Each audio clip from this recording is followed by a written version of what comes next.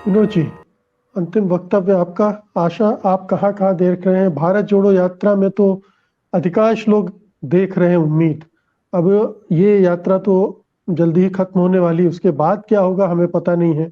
और यात्राएं होंगी, उन यात्राओं से क्या निकलेगा ये एक अलग सवाल है, लेकिन फिलहाल भारत जोड़ो यात्रा ने एक उम्मीद दी है।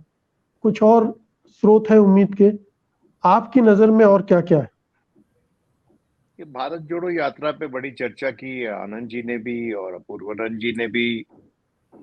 उस पर मैं सिर्फ इतनी टिप्पणी करूंगा कि मुझे ये देखकर बहुत अच्छा लगा कि भारत जोड़ो यात्रा में जो वादी की जो पार्टीज हैं, जो कश्मीर की पार्टीज हैं, उनके नेता राहुल गांधी के साथ चलेंगे। हाल ही के वर्षों में सत्तारूढ़ पार्टी की पॉलिसीज के चलते और जिस तरह के विवाद हमारे मेनलैंड इंडिया में होते हैं, उसके चलते वहां के लोग ये कहते थे कि केंद्र से तो हमारा मनमुटाव रहता था, पहली बार हमको ऐसा लग रहा है कि भारत हमारे खिलाफ हो गया, भारत के लोग हमारे खिलाफ हो गए। और मैं समझता हूं ये जो यात्रा कश्मीर जाएगी और उसके साथ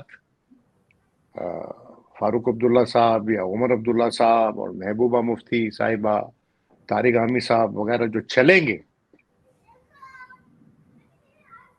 ये एक आउटरीच है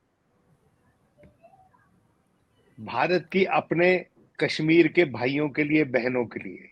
इसकी बड़ी जरूरत थी, एक सेंस ऑफ बिलोंगिंग देने के लिए।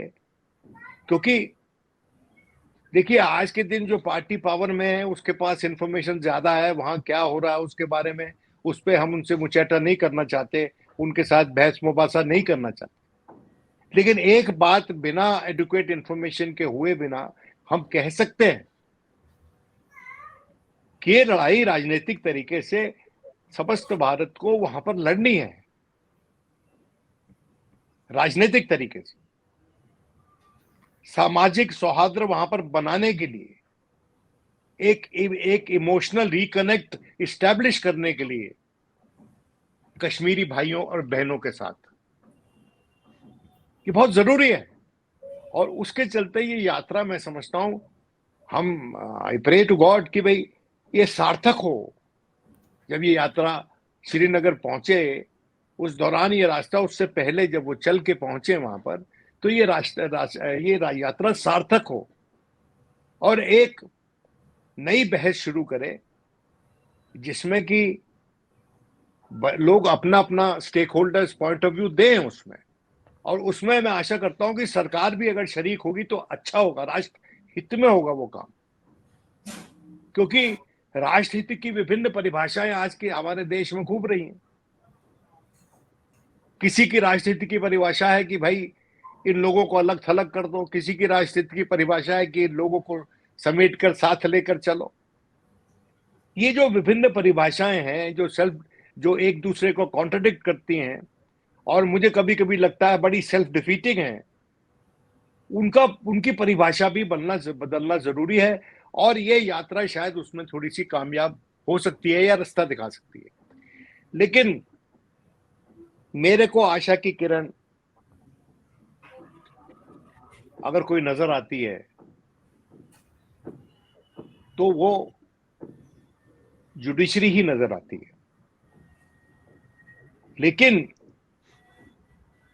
और दूसरा, पार्लियामेंट में देखिए, ये लोकतांत्रिक दल जो हमारे हैं, जो ऑपोजिशन पार्टीज हैं, इनको एक बात पे विचार कर लेना चाहिए कि अब ये ईदर दे हैंग टुगेदर और they will be hung separately. या तो इकट्ठे हो जाएं और या फिर अलग अलग तरीके से टांग दिए जाएंगे। मैं कोई फिजिकल बात नहीं कर रहा हूं, ये मेटाफोरिकली बोल रहा हूं। टांग दिए जाएंगे मतलब उनकी राजनीति जो है लटका दी जाएगी, खत्म कर दी जाएगी। तो इसलिए चैलेंज को समझें, सत्तारूढ़ दल के साथ बातचीत जरूरी है, बातचीत होनी चाहिए। हो सकता है बातचीत में से कुछ विचार निकले। जो डेमोक्रेटिक इंस्टीट्यूशंस हैं इस देश में, जुडिशरी मिसाल के तौर पे, इलेक्शन कमीशन मिसाल के तौर पे, नेशनल कमीशन ऑफ माइनॉरिटी मिसाल के तौर पे, national women's commission, children's commission, बहुत सी ऐसी संस्थाएं हैं जिनके साथ डायलॉग स्टैब्लिश होना चाहिए। और जो लोग वहां पर मनोनीत हैं वो एक पॉलिटिकल पार्टी से हो सकता है आते हों, लेकिन उनको ओपन होना पड़ेगा क्रिटिसिज्म के प्रति कि आप जो अभी तक कारकर्दगी कर रहे हैं वो कॉन्स्टिट्यूशनली सही नहीं है और वैसे भी सही नहीं है जहां तक ह्यूमैनिटी का सवाल है, इंसानियत का जहां तक सवाल है। बहुत सी ये संस्थाएं जो हैं ये बिल्कुल ठंडी पड़ी हुई हैं, ठंडे बस्ते में लगी हुई हैं। इनका जो चार्टर है उस पे तवज्जो दिए बिना वो इधर उधर के काम कर रही हैं। तो अंतोतगत्वा तो इस देश को पार्लियामेंट बचा सकती है, जुडिशरी बचा सकती है, मीडिया कितनी बचा सकती है मैं नहीं जानता हूं आज के दिन, क्योंकि मेरी आस्था जो है अपने पॉलिटिक्स ही कितना बचा सकती है? देखिए, पॉलिटिक्स को क्रिएटिव होना पड़ेगा, कंस्ट्रक्टिव होना पड़ेगा। आप एक दूसरे से लड़के आप अगर ये सोचें, देखिए ये छोटी पॉलिटिकल पार्टीज अपनी अपनी जमीन बचाने में लगी हुई हैं, इनको ये सोचना पड़ेगा कि उनको एक कम्यून बनाने की जरूरत है, अपनी अपनी जमीनें जोड़ने की जरूरत है और मिलकर खेती करने की जरूरत है। जैसे कि एग्रीकल्चर में जब छोटे छोटे टुकड़ों में तब्दील हो जाती है जमीन, तो फिर कहा जाता है कि भाई आप लैंड पूलिंग करके काश्तकारी कीजिए। इन पॉलिटिकल क्लास को लैंड पूलिंग कर कर काश्तकारी करनी पड़ेगी राजनीतिक, और उसमें खाद क्या डालनी है, उसमें बीज क्या डालना है, उस पे एक राय होना पड़ेगा, ताकि फसल जो है वो लहलहाती हुई हो, हर किसी के काम आए जो फसल, हर किसी विनोद के जी, गोदाम, लोकतांत्रिक गोदाम भरे जो फसल। विनोद जी, इस साल 9-10 राज्यों के चुनाव होने, उनको आप किस नजरिए से देखते हैं? ये कितने डिसाइसिव हो सकते हैं? देखिए, चुनाव तो जीतना बहुत जरूरी होता है राजनीति में, क्योंकि उसी से नेता की इज्जत बनती है। ये देश की बदकिस्मती है। ये बात अलग है कि हमारे देश में जो सबसे ज्यादा मान्य नेता जिनकी बड़ी इज्जत है और बड़ी पूजा होती है अभी भी, वो इलेक्शन नहीं लड़ते थे। भले ही वो बापू हों, भले ही वो जेपी हों और भले ही विनोबा जी हों, वो इलेक्शन तो नहीं लड़े कभी। स्वामी विवेकानंद इलेक्शन तो नहीं लड़े कभी, लेकिन इस देश में उनकी इज्जत है। मैं ये समझता हूं कि इलेक्शन जीतने के लिए अपनी लीडरशिप को मनवाने का एक अच्छा हथियार नेता के पास होता है। जब वो इलेक्शन जिताने में अपनी पार्टी में को सक्षम हो जाता है तो उसकी लीडरशिप मान्य हो जाती है। लेकिन आज के दिन इलेक्शन जीतने के अलावा बहुत कुछ करने की जरूरत है, जैसे कि अपूर्वानंद जी कह रहे थे।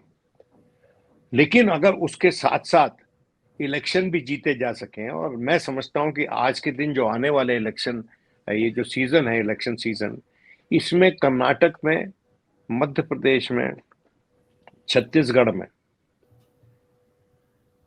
ये संभावना है, और बिहार में ये संभावना है कि विपक्ष जो है वहां पर कर गुजरेगा कुछ वहां पर। लेकिन संभावना है, ये पता नहीं है कि अब और इलेक्शन के बीच में कोई कोई बड़ी ऐसी दुर्घटना या घटना हो जाए जिसके चलते जनता का मानस ही बदल जाए। ये हमने होते हुए देखा है, पिछले जी, 2019 के इलेक्शन से पहले ही होते हुए हमने देखा है, और उसी तरह से कई बार और इलेक्शन से पहले भी होते हुए जरूरत देखा है। इस वहां जाने की जरूरत नहीं है, वो पुरानी बात है। लेकिन मेरा यह मानना है कि इलेक्शन अगर जीतेगी विपक्ष, उसमें अगर कोई एक पार्टी अच्छा करती है तो कहीं वो दंभ का शिकार ना हो जाए कि अब तो हमने तो अब इलेक्शन भी जीतने शुरू कर दिए हैं। क्योंकि अकोमोडेशन आफ्टर विक्ट्री ही सबसे कंस्ट्रक्टिव पॉलिटिक्स होता है। वही जोड़ता है लोगों को। और आज के दिन अगर सोच विचार से जुदा ना होती आज का सत्तारूढ़ दल और जीत के बाद रीच आउट करते, तो इन चीजों की जरूरत ही नहीं थी उनको, बिना उसके इलेक्शन जीतते वो। लेकिन अब इलेक्शन जो है वो ऐसे मुद्दों पे जीतने की कोशिश हो रही है जो लोगों से जोड़ता नहीं, उनसे जुदा करता है। मैं जान के बड़ा सॉफ्ट वर्ड्स इस्तेमाल कर रहा हूँ, कभी कभी मन तो करता है कि कनिष्ठ शब्द इस्तेमाल की जाए, लेकिन उससे कोई डेमोक्रेटिक डिबेट जो है वो एनरिच नहीं होती। जी हमें लगता है कि यह देश का मानस जागेगा, जी। वो किसी हद अपूर्व तक ही सोया रह सकता है।